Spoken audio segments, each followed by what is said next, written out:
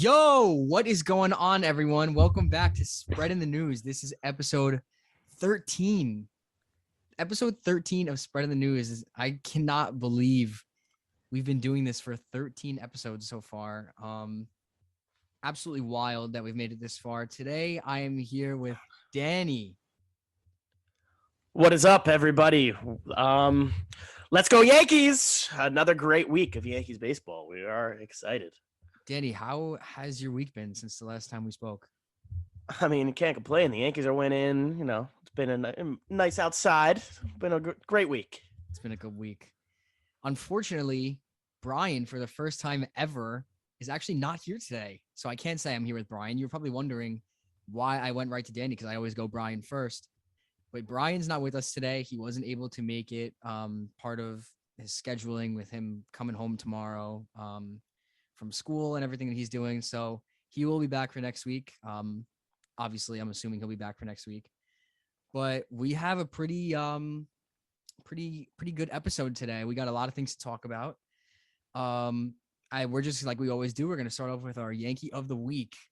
So, Danny, why don't you get us started? Lead us off with your Yankee of the Week. And then also we're going to give Brian's Yankee of the Week. And then we'll go into mine. So, Danny, you lead us off here. All right, so my Yankee of the Week, it's kind of a Yankee of the half week, I guess you could say. And it may be a surprise to some. I know this is a player that we have extensively talked so much good things about. We talk so good about this guy every single week. And that's Aaron Hicks. Obviously, I don't think we've ever said one good thing about Hicks on this podcast, but he deserves it for the Twins series he had. It's almost like if Aaron Hicks sucks ass unless he's versing the Minnesota Twins. I mean, obviously, that's the team that drafted him, and that's where we got him from. So, you know, whenever you're playing your former team, it's almost always a little chip on your shoulder, and you want to play better. But if we played the Twins every series, you know, he would be an MVP. But on the first game of that series on Tuesday, he went 2 for 3, 2 walks. So he got on base 4 times in that game. He didn't get any RBIs, but he scored 2 runs. I mean, you're getting on base 4 times. It's a great day, no matter what. I mean, yeah, it's awesome from Hicks. The next day, almost the same deal. I mean, the offense was struggling a little bit. We only scored 1 run in this game, which was very weird for this week, if you saw any of this week. But, yeah, he went 2 for 3 with a run. He scored the only run of that game, so that was good on him. And then the big game. The last game, the rubber match of that series, we won 10-7. He went 2 for 5 with a run scored and 3 RBIs. He hit an absolute bomb. You love seeing, you know, he swings for the fences every single swing he takes, and it looks like he's almost falling over. And he actually connected with one for the first time this season. Yes, I know that's his second home run of the season, but the other home run was an Oppo righty home run, which wasn't one of those big swings. But he actually connected on one of those big swings. So I guess we could see what happens when he doesn't pop it up or strike out. But Aaron Hicks, great Twin series. Amazing. He also threw out Gio Urshela from left field on a single that kept the game tied, I believe. That was a great play. Great throw. It looked like Aaron Hicks of old pre-Tommy John. When he was throwing 105-mile-per-hour strikes from center field back in the day. But that was awesome to see. But then, also his last 7 games, he's hitting 269 with a 367 OPS. I mean, on base percentage, not OPS. That would be horrible. But 752 OPS, which is right around league average. And for Hicks to be right around league average, well, actually that's higher than league average, but you know how we view it, it's an average player. But, yeah, for Hicks to be right around league average, that's honestly great for him. And but then that brings us to the Chicago Cubs. And like I said, he only does good against the Minnesota Twins. So immediately, the day after his 3 RBI game, he goes 0 for 5 with 2 strikeouts. And he did walk in that game, but 0 for 5 with 2 strikeouts right after that. And, I mean, that's kind of the end of the Aaron Hicks goodness, I guess you could say. Yeah. I was hoping you were gonna bring up the throwing out Gio at home, because when that happened, I was like, oh my goodness. I was like, Aaron Hicks is back for the Twins right now. He's back. And like what you said, Danny, like I'm not gonna say he only shows up against the Twins because like he had those good couple of years in the past, and obviously like when you think back on Aaron Hicks's, I guess, peak or prime with us, you think of that Twins series. At least I do. Yeah. When he had the 2 home runs and the diving catch in center to end the game. Oh yeah. Like to see that, Aaron Hicks like game. yeah, to see him flashing the leather and throwing out former Yankee Gio at home, Yeah. and obviously like you gave all the numbers and of his hitting at the plate, so to see that was really really awesome, I guess, because we haven't Yeah. had anything good from him all year, so just to get production from there was good to see. Yeah, and um that was also a terrible send by the Twins third base coach. Aaron Hicks was fielding the ball as Gio was rounding third, and we've seen Gio run. It looks like he's got a piano on his back. So yeah, Hicks could have probably underhanded that to home plate and probably would have got Gio out. But still, it was a nice strike from the outfield. saved the run. Gotta Yeah. gotta run up there on his defensive run save there. Yep. Yep. um yeah, I mean, this is where I'm missing Brian for his dynamic because Brian hates Hicks. So like, Yeah, I he wanted would to probably hear have it. something. Well, Yeah, what do you mean Brian hates Hicks? I think every single Yankee fan hates Hicks. true. I should have But specified that. That's yeah, true. but I do want to see like that's why because usually we talk about who our player of the week candidates would be, and I was going to keep this one a surprise just to see your guys' reaction, especially Brian's reaction. But he is not here, and I know for some people listening, like might be a little bit of surprise. I know I had someone told me that they're not only but their favorite part about listening to this is how bad we talk about Hicks because when someone I think it was my cousin he because when someone hates Hicks as much as you do you love hearing them talk about it because it's like yes Right. this is Like this is real. Like this is a thing. yeah He's I mean, to see those few games and then to see him right back with the over against 5 the game. Cubs and just sucked it up. It was just like, Yep. oh, okay, like he's back. He's back. Yes. He sucks again. And I think my favorite part of that Hicks series in Minnesota was him finding the hole. He pushed the ball the other way through the Yep. third base side, and I believe he scored a run. So that was Mhm.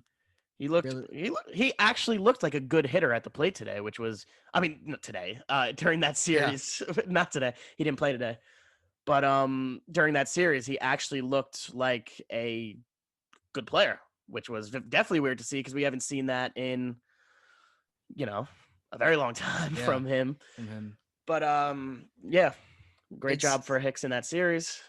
it's Not great. interesting too because now like Gallo in that series too also Yes, played pretty Joe. well. Joe, Joey. you know I love Joe. So Gallo also played well. And like to see Gallo and Hicks be the reason that like part of the reason why the Yankees, won 2 out of 3 of those games. It was just like, what are we watching here? It was almost like it was just like I wasn't even watching the 2022 Yankees. It was really, really weird. It was just a weird Awesome. dynamic, a weird set of games. Like I was talking about that rubber match game, we scored 10 runs in that game. 6 of them came at the hands of Joe Gallo and Aaron Hicks. Like that's crazy. When Joey Gallo and Aaron Hicks are carrying the Yankees, the 2022 Yankees, in a game to like when they're carrying them to a victory, like that's awesome. A 2-homer Awesome to game see. from Joey in that 10-run game, by the way. What? 2 homers from Joey in that Yes. 10-run game, by the way. Yes. Excuse me. But 2 homers. yeah, good to see those guys getting their foot in the door, but obviously they're Yeah. sucking it up Gallo had a again. huge hit today, and I mean, before we get to Brian's Yankee of the Week, I do want to say something about today, real Go quick, ahead. if you don't mind. Yeah, go ahead. I know we like to go in chronological order, but just today's route, 18-4 route, you kind of got to say the Magic Carpy, Matt Carpenter, finally got in the lineup, Yes. a late entrance into the lineup. He had 7 RBIs today, 2 home runs and a double. He just doing what he has done his whole career, and that is destroy the Chicago Cubs. A tweet by New York Yankees Stats came out today, and he is, for home runs by any active player against the Cubs, he has 25, and that is good for 5th behind Albert Pujols, Joey Votto, Eugenio Suarez, and Andrew McCutchen. Those are 3, top players in the game, and then Eugenio Suarez just has crazy power. But yeah, just doing what he does best. It was awesome. It's great. I'm so happy we kept him over Andujar. As much as I love Andujar, I mean, Matt Carpenter not only plays well, but he just provides a spark for the team, and that's he has 10 games for the Yankees, and he has 6 home runs. That is just Danny, absolutely insane. he's the first Yankee to hit 6 home runs in their Yep. first 10 games with the Yankees Yep. all time. Yes. So if for the viewers and listeners right now, if you're not following at official STN pod on Twitter, I was live tweeting today's game, and I'm just scrolling down to find the tweet. Okay, here it is. So my one tweet, right? I said Matt Carpenter is doing the unthinkable right now. That was after his first home run, right? So his first home run, I was like, wow, like this is insane. Like I can't believe just sent one out to right field. I think the first one was like to the judges' chambers, which is like I've never even seen anyone hit the ball to the judges' chambers, which was crazy. Yeah, it was weird because like a line drive shot. Yeah. And then I said, as a joke, obviously, I said Matt Carpenter is pushing all-time great Yankee territory. That was after his first home run. And then after a second home run, I said, what we're seeing from Matt Carpenter is unprecedented. It doesn't happen. Enjoy his MVP campaign. Could it be possible that we're seeing Matt Carpenter threaten Judge for the MVP award? Threaten Judge, yes. I mean, the Yankees have like 17 MVPs on their team, but no, yeah, Matt Carpenter, I think honestly has a great shot at pushing Judge for the MVP. It's got to be. That's obviously a joke. That's a joke. I don't it's actually think that. Because he plays about one game a week. So, but in that one game a week, he shines. Yeah. I wish there was an extra infield position to get him on the field more, or he could play, or I wish he could play a little outfield, but he's 36 years old and cannot play outfield. 3 for 4 today with 2 homers and 7 RBIs. I think the last time a Yankee had 7 RBIs was, I think I saw a stat today. I think I said it was A-Rod. Yeah, which is insane to think about. And like they count, and I saw A-Rod also hit like 6 home runs in the first 10 games of a season for the Yankees. Yeah. But obviously these are Matt Carpenter's first Yankees games as like ever in his career. I mean, but yeah, it's just insane. He had it. Honestly, you can't really say enough about him. I don't even know what to say, really.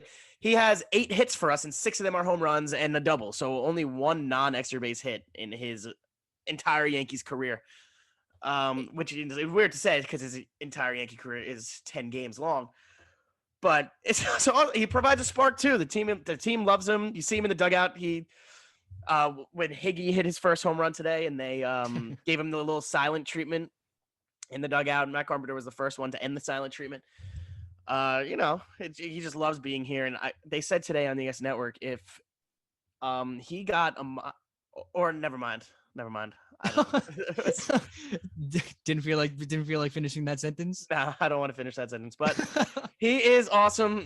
We love Carpy. All of Yankees Twitter loves Carpy. How could you not love Carpy? Is he pushing like starting role territory? I mean, he's been great in his role, which is 1 game a week. Insane. He's been. I mean, do you want to take him out of his 1 game a week role? he's been insane. Because maybe if we play him like 3 days a week, maybe he doesn't play as good. Maybe that 1 game a week is what he needs. I was thinking about it today too. It's funny you say that because I was thinking the opposite. Like obviously, when a player is not playing routinely, they're not in a rhythm.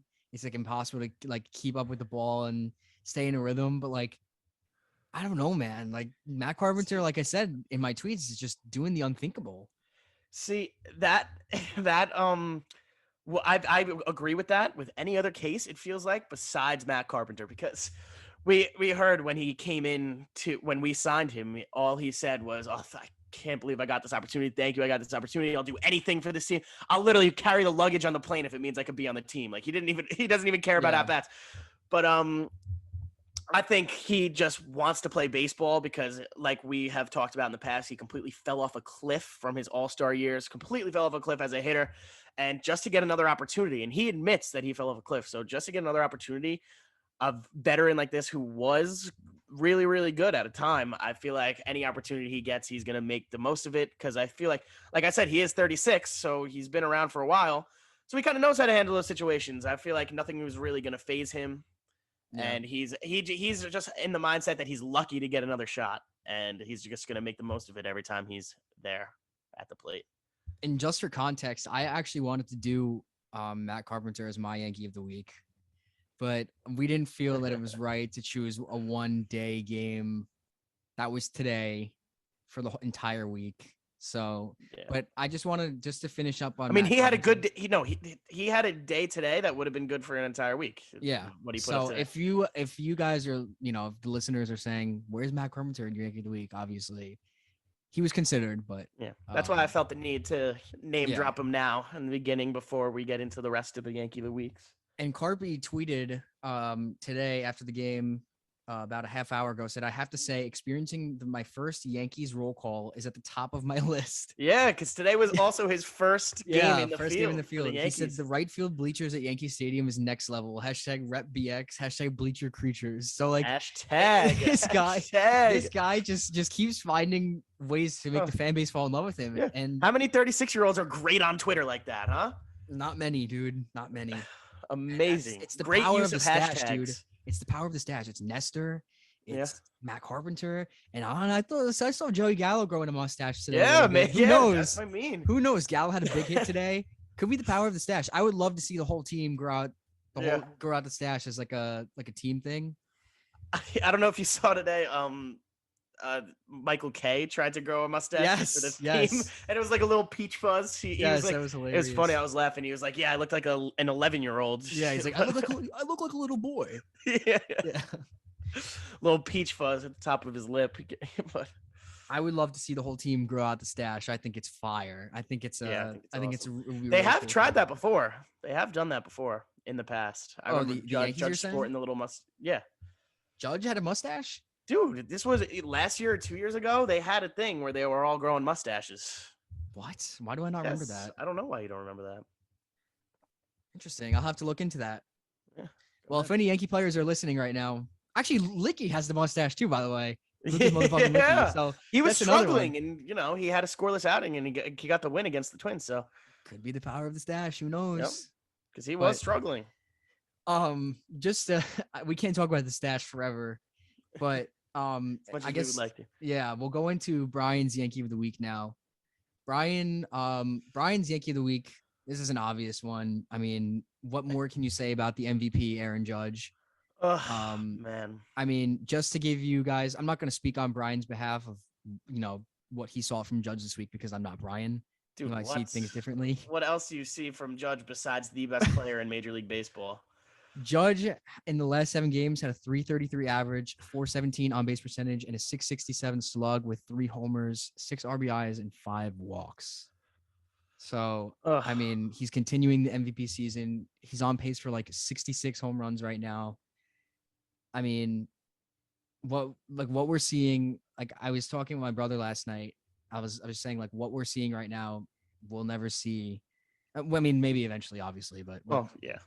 But you know what I'm saying? Like this could thinking about that this could be Judge's last year in pinstripes really makes me sad. So So to see him, if he's gonna go out, to see him go out like this is really, really special to watch. Mm-hmm. Well, honestly, if he does go out and if he wins the MVP and does leave, I do not give a shit and I'll hate him. But if we win a World Series, then all right. I mean, obviously you don't want to see him leave ever, but at least we got a World Series out of it.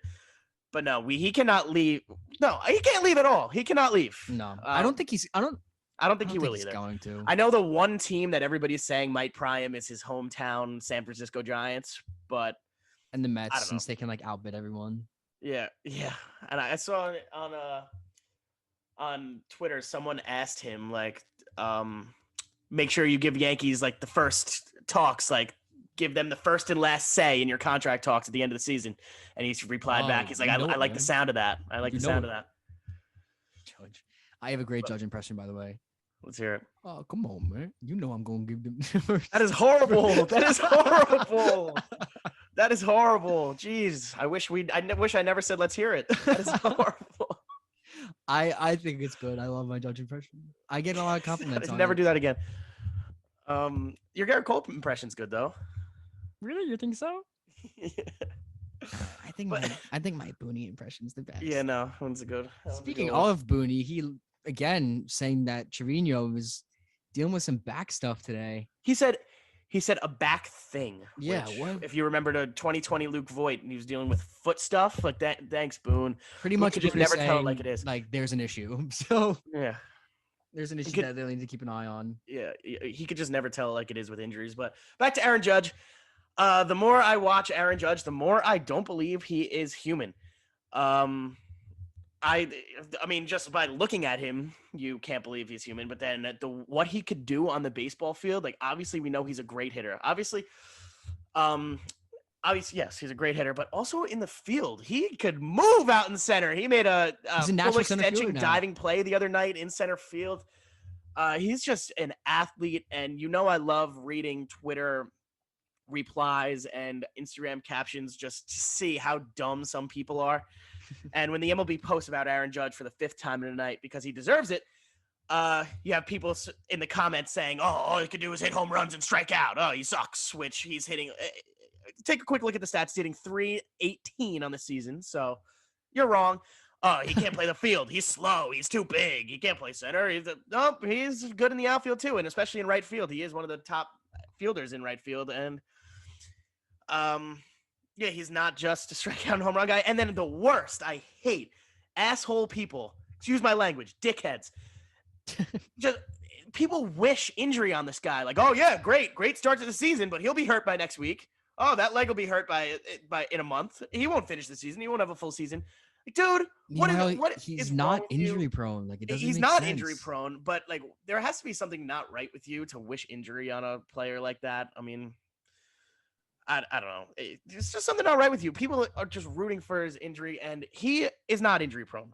No. He has had some unlucky freak injuries in the past, like freak injuries, like getting hit by a pitch and whatnot. Diving, breaking his rib or whatever it was when he hurt his lung or whatever that was. Yeah, like just freak injuries that could happen to anyone, and just so happened to happen to him. And people think he's injury prone. Just they want to do anything to talk down about him and discredit what he's doing this year. But last season, he was healthy all year except for a COVID IL stint. Yeah. And he was 4th in the MVP voting, as we've talked about a million times before. And right now he is the MVP of the league. He's the MVP. He is leading the league in home runs by 7. There's not someone close to him in the home runs. And I know it's not all about home runs either, but he is hitting .318 with a 1077 OPS, 48 RBIs. That's good for 3rd in the major leagues. He even has 3 stolen bases on the year, so he could do it. And he could do it all. And he's proved this year that he can more than well play center field. Yeah, he's proved it that he's a natural center fielder. He's not really a liability. I'm looking at my stat predictions right now from episode 2 of when we recorded that episode for the season. Yep. Judge is on pace to smash everything that I had him getting this year. I had him at 289 average. Obviously, he's on pace to smash that. Yeah. 103 RBIs, he can smash that. 930 OPS and 43 homers, and obviously he's on pace to absolutely destroy that. I mean, he's more than halfway there, and we're only in June. So, I mean, Danny, I wanted to ask you: do you think Judge gets to 60?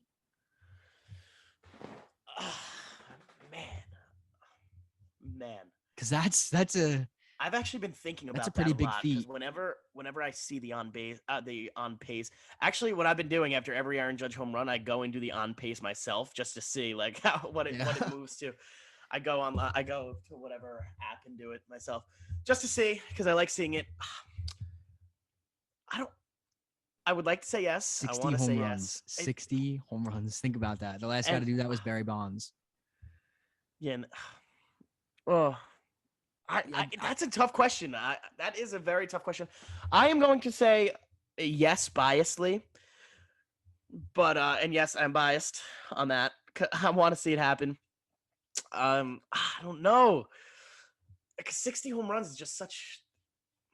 It's a ginormous feat. Obviously, the way he's playing right now, it feels like he's never going to slow down, but like you almost feel like he can't keep. Well, no, I'm not going to say that because I feel like he can keep it up very much. So can keep it up for a full season. You know what? Yes, he is fucking. Yeah. He's hitting 60. He's hitting 70. Yeah. He's hitting 80. Let's go, Judge. He's 80 home runs for Aaron Judge. No, But no, yes, he will have 60 home runs. He will. I saw on MLB Network, whoever was talking about it, they don't want him to get to 60 because then there's the debate of who's the real home run king with no steroids. Like, and there's just going to be a whole big debate about it, and they don't want to have that conversation. And but people would still find a way to. I mean, see, this is another argument. Again, in the Instagram comments, I still see people saying steroids in the Instagram comments. Like, what are you saying? What do you mean steroids? Yeah, I don't know, dude. People just try to find anything. I think if Judge, if he keeps up this pace, which I think he will, in that contract year, pushing for his final run of the potential final run of the World Series with New York, I think he'll hit the 60 mark. I do. Oh, because I can see him having a stretch where like he'll hit like I mean we've seen the multi-home run games this year. He has like how many already this year? Like I think it's 4. Like 4 or 5 multi-home run games already. So like if he has a month where he's unstoppable, which he's been, but if he has a month where he's even better than what he is now, he'll probably smash. I mean, he won't smash 60, but he'll hit 60. Yeah, I think we talked about it last episode, his 2017 MVP season, even though he came in second. Where he's had months where he's hit 15 home runs in a single month. Like if he could go off and do that in a month, then I feel like he's gonna shatter it. Yeah. Even he's hit double-digit home runs multiple times in his career in a month. So and right now he's not showing any signs of slowing up. Like today he didn't hit a home run. He didn't even have an RBI today, and you think that's unbelievable. They scored 18 runs, but today he was a leadoff hitter. He was a leadoff hitter. He's batting leadoff. That is such a mismatch. You remember when Anthony Rizzo started batting leadoff in his Cubs days, and that was when he was like a premier. He hit 30 plus home runs, and they thought, oh, that was such a mismatch. But this guy at leadoff, I feel like what other leadoff hitter has been? It's like a video game. It is like this guy going up. We saw yesterday he could lead off the game with a home run. That's the second time he's done it. Or he could set the table. And we know you don't think Aaron Judge is a table setter, but this team is so good. You can have Aaron Judge as a table setter. Right. I mean, he went 3 for 6 today, just setting the table. He scored 2 runs. Like, that's a leadoff hitter. Let's go. It's awesome to see him do just a plethora of different things. He's an all-around baseball player. He's a ball player. He is a ball player, and he is a good one at that. We're going to have to see how it shakes up with the MVP campaign because Jose Ramirez is also having himself an absurd year. So, that's one of my favorite players in the league. I love J-Ram. I would love to see him win an MVP in another season, but not this one. Aaron Judge is taking it. We'll have to see how that plays out. That was a pretty long discussion about Judge. So apologies for that. But what more can you say? I mean, there's so much to say about the guy. So, 80 home runs. Yeah, that's Brian's Yankee of the Week. I'm sure we covered mostly of everything that he wanted to say. He's probably smiling from ear to ear right now. He's not listening to this. He's not listening to this. He's not listening to this. I don't even know what I'm talking about. He's definitely not listening to this. My Yankee of the Week. One of my favorite players. I've been saying it since the beginning of the year. One of my favorite players, Jose Trev Poppy Trevino. Hip, hip. Oh my God. Hooray, Jose. Danny, let me give you some of Jose Trevino's numbers over the last 7 games. Give it to me. Last 7 games, 471 batting average, 526 on base percentage, 941 slug with 2 home runs and 6 RBIs. And that's obviously, not mentioning what he does behind the plate and how he calls games, how he frames. And it's just like this guy is legitimately, I know last week we spoke about it a little bit. How like, I think it was you that said you don't put that much stock into all-star appearances, but to get a guy like Trevino in a trade that Brian Cashman did earlier in the year, and then he turns out to be an all-star, like that is like, I mean, I got to clap it up for Brian Cashman because I don't give him that much praise, but I got to clap it up for him because Trevino is awesome. I mean, he's awesome. He hit that walk-off the other day, another walk-off single in the game 1 of the Cubs series on his son's birthday, by the way. Shout out to Trev Poppy's son. I remember Michael Kay saying they got in at like 5 a.m. and obviously going to 13 innings against a terrible Cubs team. And for him to hit that pinch hit RBI single to win the game, it just goes to show how great of a season he's having. I'm loving Jose Trev Poppy Trevino on our team. And it's I mean, like I said, he's flashing the power now. I mean, I feels like this guy's hitting a home run all the time. I mean, we had a wager in our group chat. I'm not going to get into specifics, but we had a wager in our group chat. If Trevino hit a home run, then someone would have to complete the wager. And now it's like it feels like this is just like a normal thing. Like this guy is just hitting home runs. He's gonna hit. I mean, what do you got? What do you got on Trevino, Danny? I mean, let me hear it. I like how you brought up my comments last week about All-Stars. A little disclaimer for that. I don't put much stock into it because a lot of times guys don't deserve it. But I do put a lot of stock in when a guy who you would have never thought could be even close to an All-Star and close to even like a good player even. Like we didn't know what to expect from Trevino. He never had success. He never really found his footing. We didn't even know if he was going to make the roster because of Ben Workfed, by the way. Yeah, exactly. And to see a guy like that completely break out and become an all-star, that's a different story. But this guy's stats on the season, he's up to a 309 batting average. 309 batting average from a catcher. And that catcher is not JT Realmuto. It is not whatever catcher you're thinking of. It is Jose Trevino. I bet a lot of people didn't even know who this guy was. I didn't. Well, I did. I didn't know who he was. I'll admit it. He's one of my favorite players now. Yeah, and there's just not much to not love about this guy. 861 OPS. He's great behind the plate. He is 29 years old. He's younger than Kyle Higashioka. Still hate, even though he had 2 home runs today. But really quick, a note about that, by the way. Love to see even Trevino in the dugout being hyped up over Higashioka hitting his first home run of the year today. Trevino was the first guy on the top step rooting for Higashioka. Obviously, they're in a battle for the starting role. Just to see Trev Poppy on that top step cheering him on, it's the kind of guy he is. Obviously, love that for Higgy. I'm not going to root against Higgy. But, we scored 18 runs. Maybe we could have done without those Higgy home runs because I think he just bought another 2 weeks of being platooning with Trevino. Oh, true. True. So today's game of him hitting 2 home runs was actually detrimental to the team. Yeah. It didn't help. It didn't help the team. It only hurt them.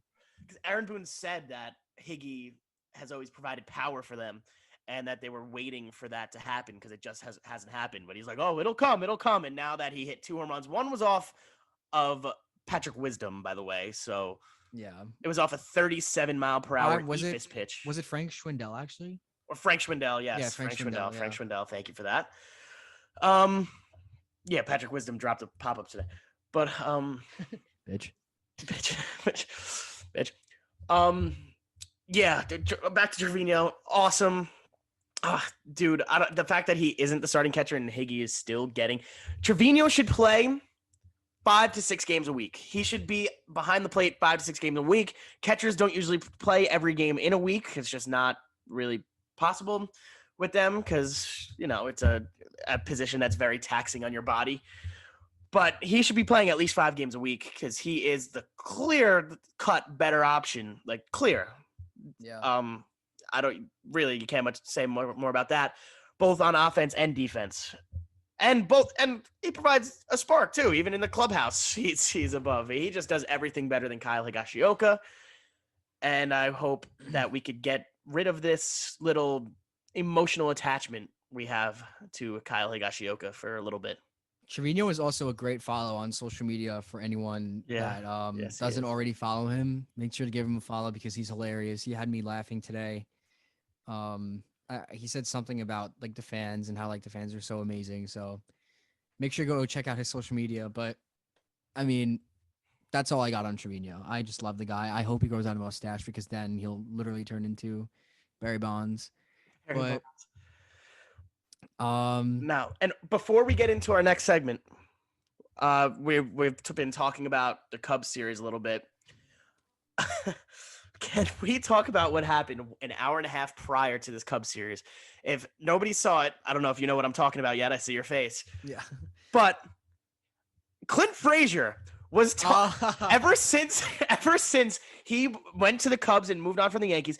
If any of you guys don't know about Clint Frazier, he was a highly touted prospect. We traded Andrew Miller for him, one of the best relievers if not the best reliever in the league at the time. And he was a highly touted prospect. We held on to him for too long. He had vertigo issues.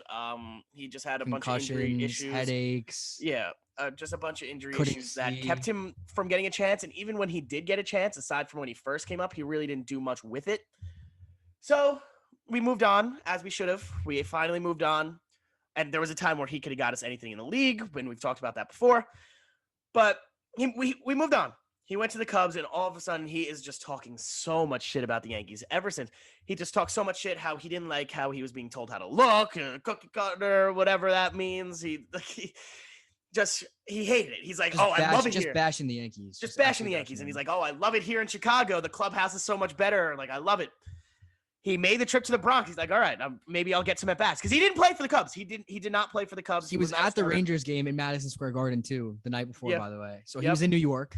Yes, he had his jersey in a locker in the away clubhouse. He was ready. Maybe he'll see some at bats. He gets a call into the manager's office or wherever. He gets designated for assignment an hour and a half before the game. Oh my God! Normally you would feel bad, but you can't feel bad because he talks so much shit. Like, yeah, it sucks. David Ross says he was emotional, so he was crying. That means he was like, David Ross said, well, let's just say he was emotional. So that means he was probably crying. Fuck you, Clint Frazier. I hope you don't find a team. No, I wouldn't say that. I hope you find somewhere. But that is just awesome because, he's coming back to the Bronx. He's talking all this shit.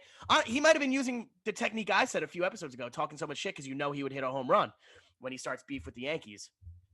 But it was just awesome to see him get cut. Just karma is what you deserve, you bitch. I hate you. Just for more additive to that, his Twitter bio is still Scranton Rail Riders Forever. What? His Twitter bio says Scranton Rail Riders Forever. So it just goes to show how petty this guy is. Yeah. Like you said, Danny, never panned out. A lot of issues with him and his Yankees tenure. Just didn't work. And the fact that, he's coming out here and making those kind of comments before a series, like I said to you guys when it happened, like what goes around comes around. And I think it's just ironic. And normally it wouldn't be hilarious because obviously the guy's out of job now. Yeah. But to see it happen in those circumstances is pretty definitely very, very unique. Something I haven't seen before. It's like, I hate that. I hate seeing players lose their jobs. I hate seeing anybody lose their jobs, even when we're not talking about professional sports. It sucks when you see someone get cut, get fired. But I am so happy about this. Fuck you, Clint Frazier. I hate you. You deserved it. You deserved it. You deserved it. If you didn't deserve it, I'd feel bad, but you deserved it. So get off of a Major League Baseball team. Yeah. Well, speaking of former Yankees, the Yankees had a series against two former Yankees last week in Clint Frazier. Whoa, yep, yes. In Gary Sanchez and Gio Urshela. We talked about Gio a little before. Gary gets mentioned every episode, so I had to mention it here again. Miss you, Gary. I miss him. Danny, Tuesday night, the Yankees started off the series. They won the game 10-4. Judge homered, Stanton homered, and Rizzo homered. It was obviously one of those games where the Yankees just score and score and score. But it wasn't a typical win for them because Tyone, it was his first, bad game of the year. I don't want to sugarcoat it. It wasn't a good game. He only went 4 innings, 9 hits, 4 earned runs, 3 strikeouts, and he only threw 87 pitches. It was his first bad game of the year. Like I said, I'm not going to sugarcoat it. What did you see from Tyone there? Yes. And this is going to be the theme of this whole series, as if people who watch the games know, the starting pitching was not good in the series. But yeah, it was just not Jameson Tyone, and it's whatever. You don't put that much stock into it. He's not going to pitch good every single time he's out. He's been amazing for us, and we knew regression towards the mean is coming. And you could have one bad game. You can have a bad game mixed in. You can't be dominant. This is coming off his near perfect game. So yeah, it wasn't locating. I mean, really don't know what to say. He gave up a home run to Polanco. Like you said, 9 hits. He really, it just was a product of him not having it. He didn't have it that night. Didn't have it. But again, the Yankees could beat you in so many different ways. He came out in the fourth, and the bullpen shut the Minnesota Twins out for the rest of the game. Ron Marinaccio with a great outing. He's been good. But yeah, really not much more to say other than he didn't have it. He did not have it, and none of the starters had it that series, and we will get into that more later. And I cannot wait to talk about the rubber match of the series again with Garrett Cole. But this right now we're talking about Tyone.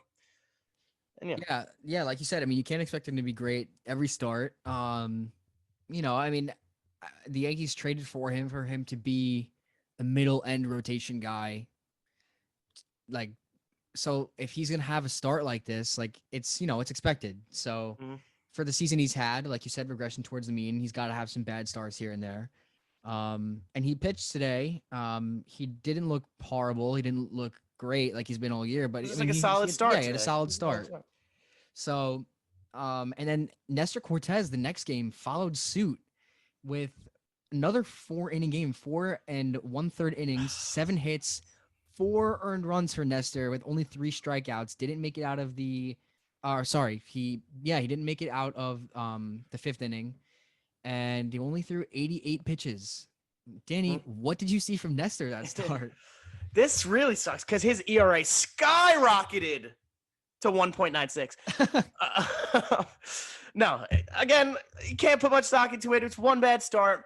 The thing from Nestor, we've said, he's had a couple of outings where he didn't look like the ace Nestor like we've seen, and he's found a way to get out of that and have good starts still. But for him, it's like location. When he's not locating that cutter well, like he's kind of leaves it over the middle. He's missing the strike zone on fastball. Like he's not hitting his spots like he usually does. Like that's Nestor's specialty. He doesn't throw hard. He's not going to overpower anybody. It's hitting his spots. It's locating. It's the movement. And when you see him have bad starts, it's the location. He didn't have any walks, so he was missing in the strike zone, and the Twins made him pay. I mean, the Twins are a good team if you leave pitches over the middle.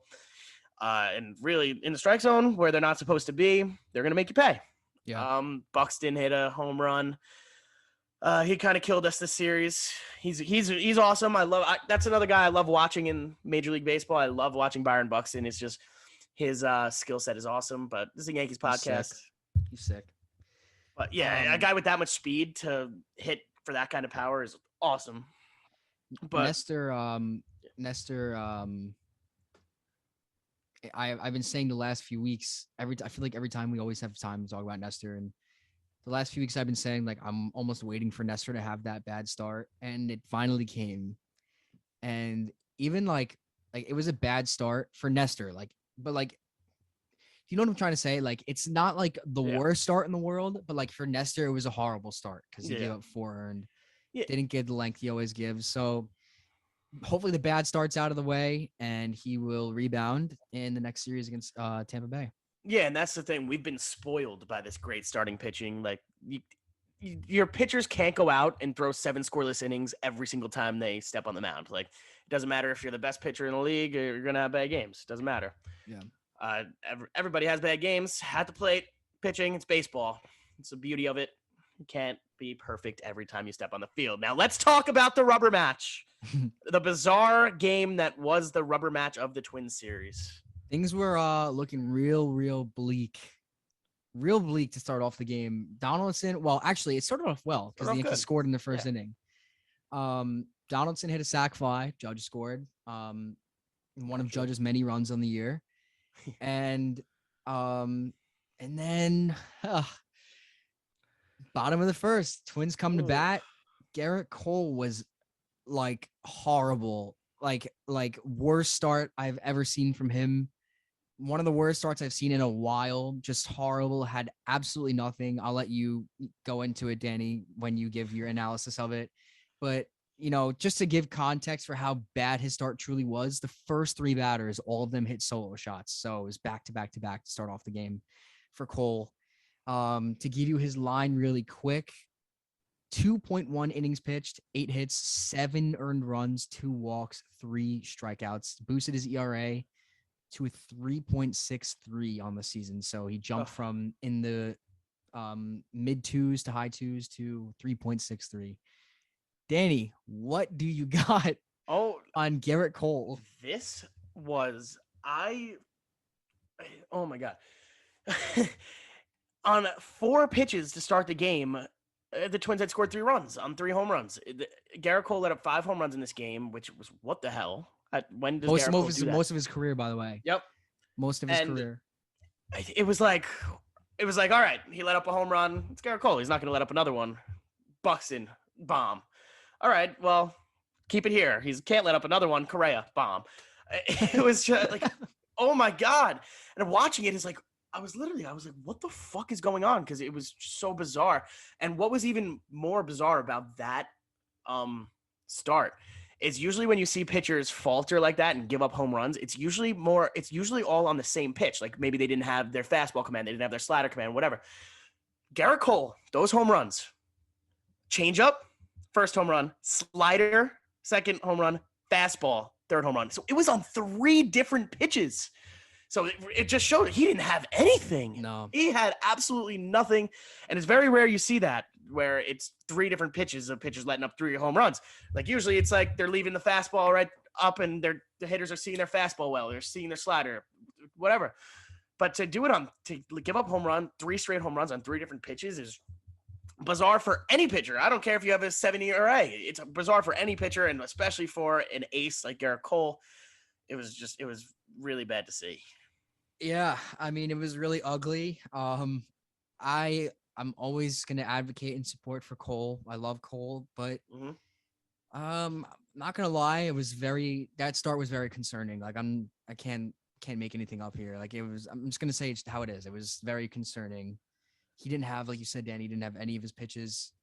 And for a guy who's supposed to be like that top end of the rotation guy, I mean, he keeps having these starts where it makes you really wonder, like, if the Yankees are facing an elimination in the playoffs, like, who do they throw out there? Like, because it's making you wonder, like, can you throw Cole out there and trust him that he's going to get you to the next series? Yeah. And by the way, he pitched in that game against Minnesota. And I mean, before that, he was having a really dominant stretch.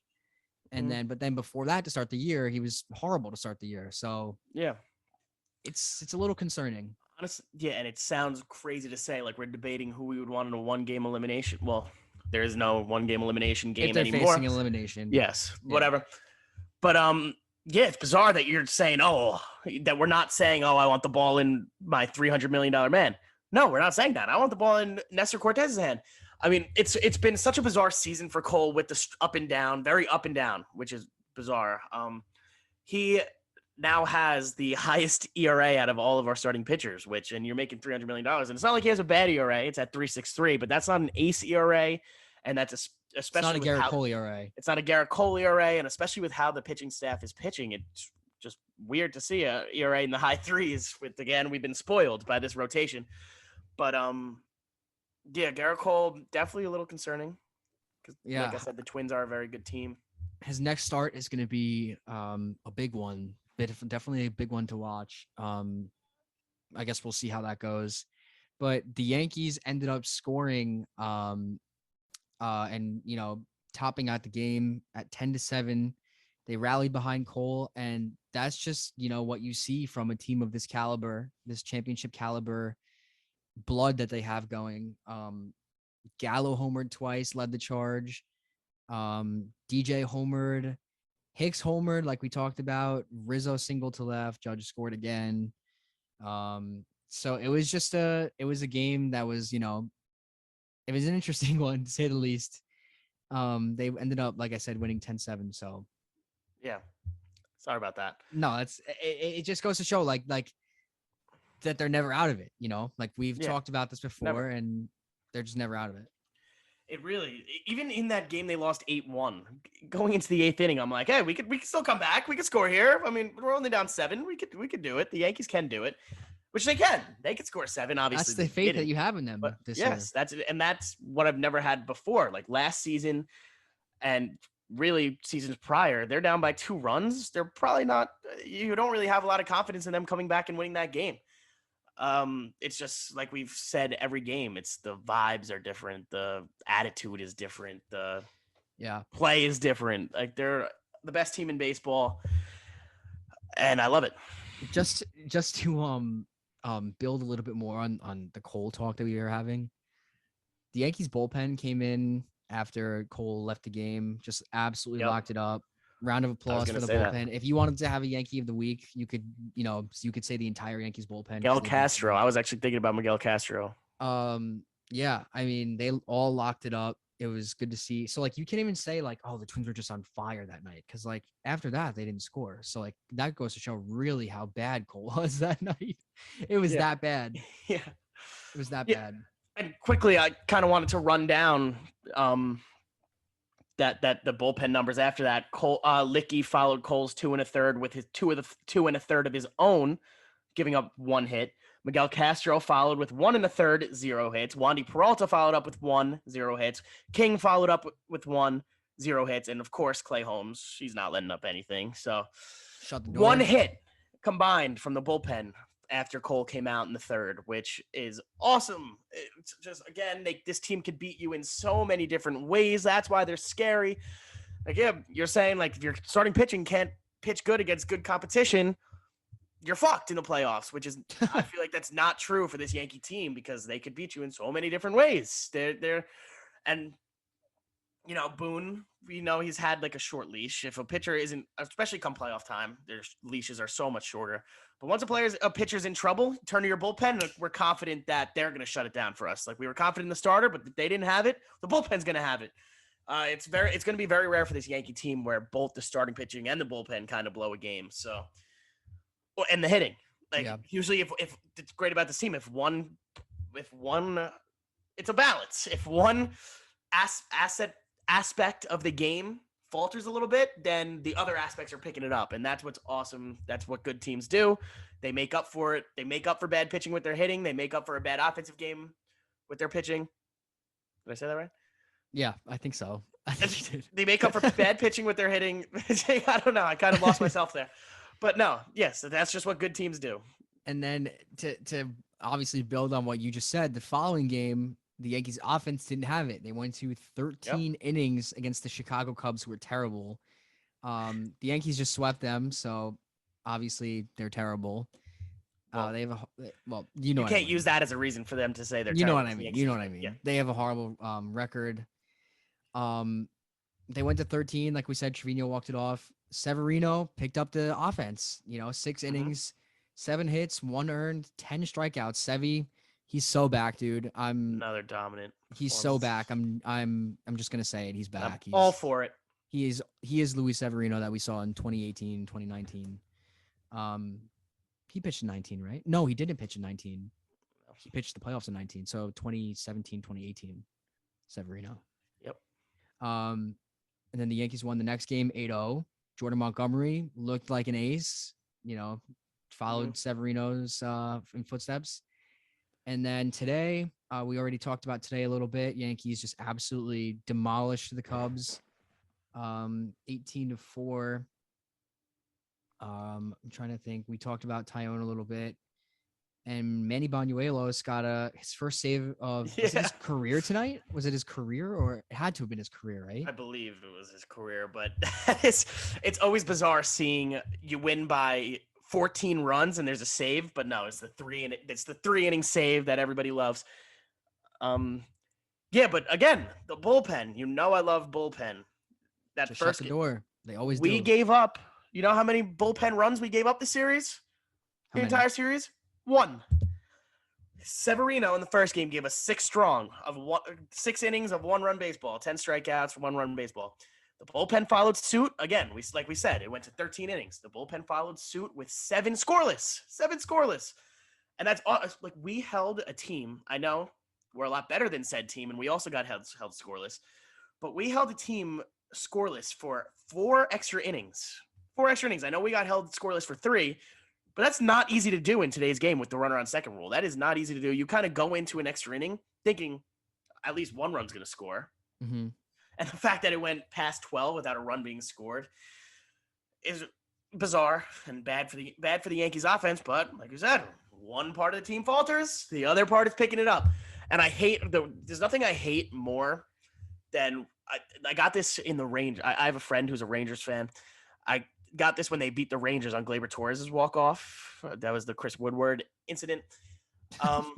They say, oh, you can't be happy by beating a team on a walk-off in a 2-1 game. You can't be happy by beating a bad team. You can't be happy by beating the Cubs, beating the Rangers by this.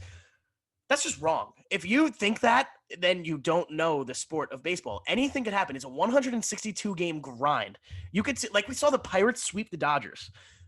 Anything could happen. It's not like football. Like, yeah, the Bucks just barely scraped by the Jets. You could see that as a disappointment. For that, shout out to my New York Jets. Yeah, well, I'm a Giants fan. Fuck the Jets.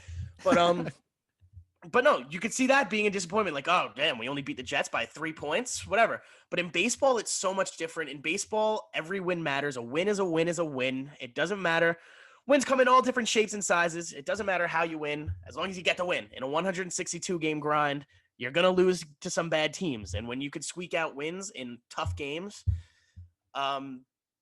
it's also it doesn't matter what the score is. That's one of my biggest pet peeves when people say shit like that. Like, it's a different sport than the other sports. It could happen. And speaking of wins, Danny, the Yankees have a very, very tough stretch coming up right now.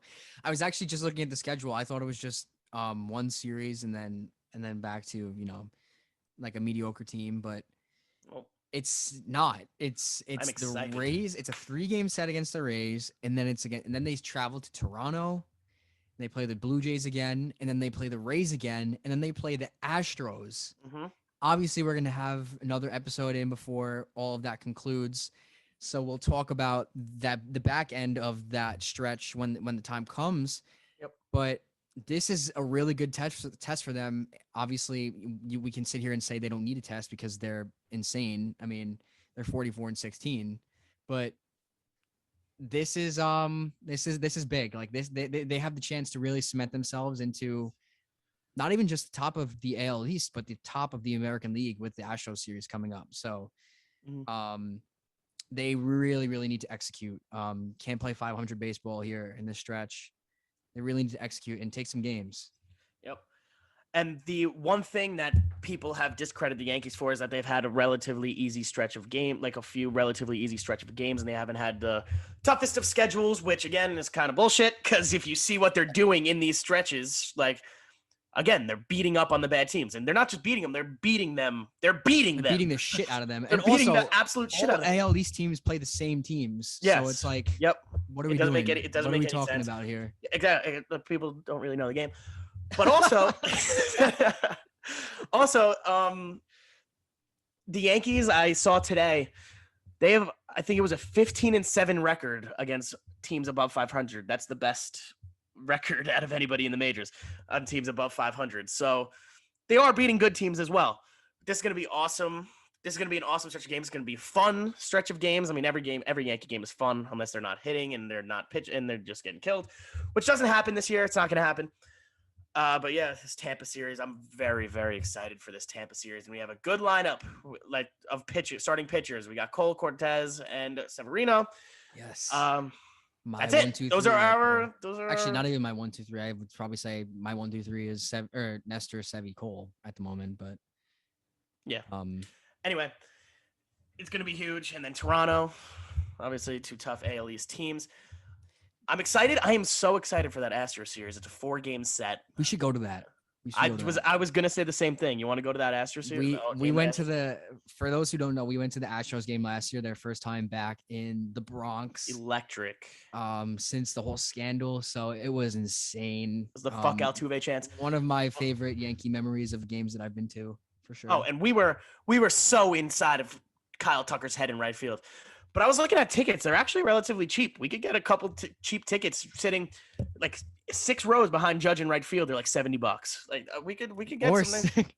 Will he be playing right field? Will he be in center field? Or will he be in center field? Yeah, you are correct. But right behind Joey Gallo.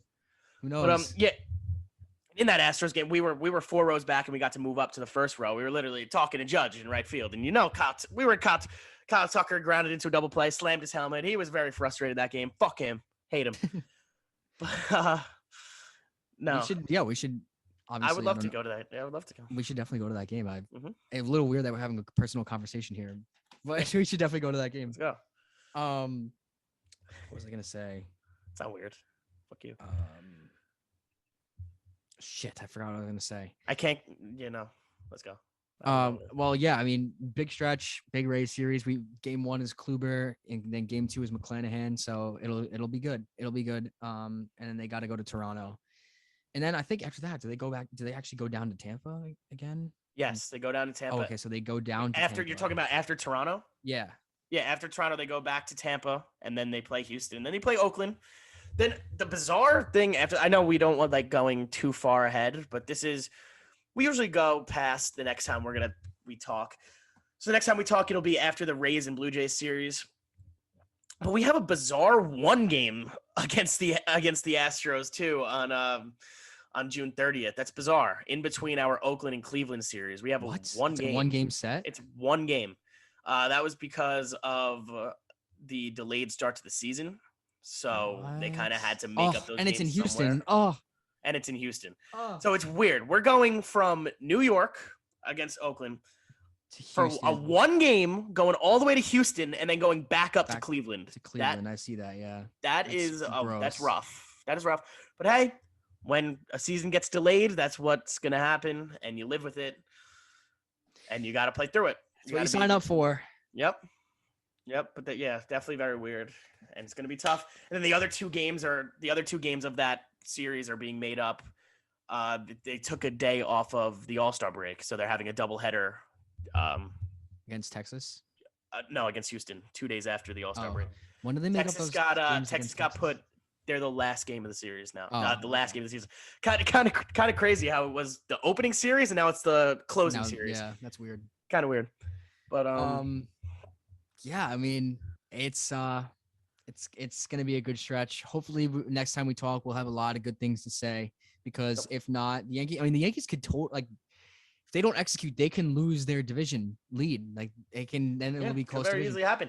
I mean, we have 6 games against Tampa. Six games against Tampa, and then another 3 against Toronto. Yeah, right I mean, we're 6 games against Tampa. We're up by 9. Let's say we lose the series, they're right back in it. We lose both series, which I don't think is going to happen. I mean, it's you make an argument that it's definitely make or break for the division in terms of like a long haul of not having to just battle it out the rest of the year. So they have an opportunity to really cement themselves. Yep. At like 13, 14 games rather than like 3 or 4 games. Yeah. So. No, definitely. And I think that this is definitely the biggest stretch of the season, especially with playing a lot of games in not as many days. It's going to be a tough test, but Danny, we know this Yankees team is up for the test. We know that. Do you got a record prediction over that stretch? All right. What are we talking? Tampa, Toronto, Tampa, Houston? We're not getting into Oakland, right? Not Houston. No. Just Tampa. We'll do Tampa, Toronto, Tampa. Okay. We'll do that stretch. So what is that? Okay. 9 games? We'll go. I say, you know what? Biased. We're sweeping one of those series and we're taking 2 out of 3 in the other 2. So that'll be 3, 5, 7, 7 and 9. Wow. Let's do it. That would be huge. I think minimum 6 games. I think realistically probably around 6 games, which is good. Obviously, and even if we lose one of those series, it's not you could lose a series, especially against a division rival. You could lose a series. It won't be the worst thing, but obviously against good teams. So even and then again, you play so many series against teams in division, you're bound to luse some series, but we don't want them to lose any series. Let's keep winning. We might be getting some reinforcements back. Johnny Loizaga throwing a bullpen tomorrow, I think. Huge. Chapman's throwing another bullpen tomorrow. Who knows if Chapman is really considered a reinforcement at this point in his career. But he could be on the up in terms of getting healthy again. I mean, we already are pretty healthy, but obviously getting as healthy as possible. Is getting back. But that might mean the end for Manny Benuelos. No. Manny. No. Killer B. Well, that's all I got, Danny. That's all I got for episode 13 of Spread of the News. Anything else you want to bring up before we sign off here? No, I think I said it all. Let's go Yankees. Let's keep winning. Everybody loves winning. Let's do it. Everyone, make sure to follow us on Instagram at Spread of the News. And make sure to follow us on Twitter at official STN Pod and subscribe to our YouTube if you are not already.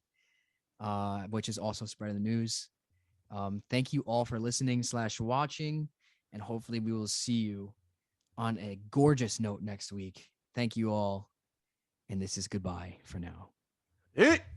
Peace.